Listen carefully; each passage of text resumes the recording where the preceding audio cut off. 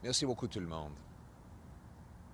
Ce soir, j'ai reçu un appel de l'un de mes meilleurs amis, Mark Mulroney, pour m'informer que son père, un grand homme d'État pour tous les Canadiens, est mort. C'est un père de famille, un père de Nicolas, Caroline, Ben et Mark, et le mari de sa meilleure amie dans la vie, Mila. C'est un homme qui a commencé sa vie avec des origines modestes.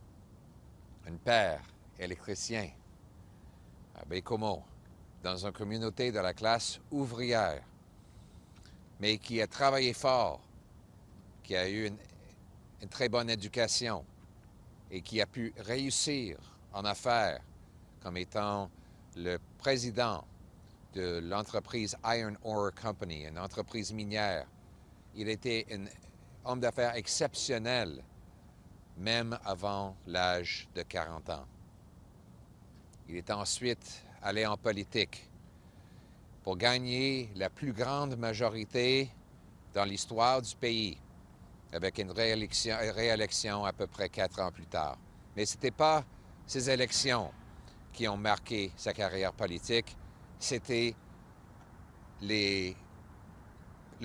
l'héritage et les changements qu'il a réussi à mettre en place.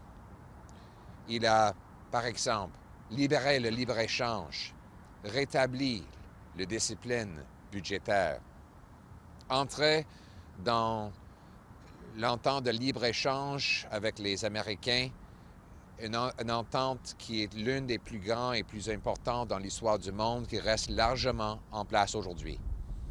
Sur la scène internationale, il était fortement sur le côté de la liberté contre le communisme dans le guerre froide. Et il était l'un des premiers et le plus convaincu dans l'effort de défaire l'apartheid.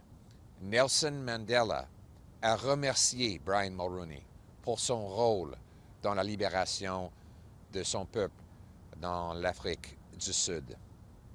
Moi, j'ai eu l'occasion de le connaître personnellement et Anna, ma femme, et moi avons eu l'honneur de l'inviter souper avec nous il y a quelques ans.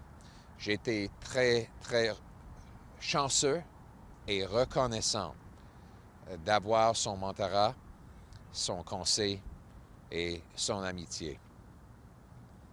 On va tous se souvenir de lui et on va tous penser à son beau, gros sourire irlandais et sa voix profonde et riche. Reposez en paix, Brian, et merci au nom de tous les Canadiens.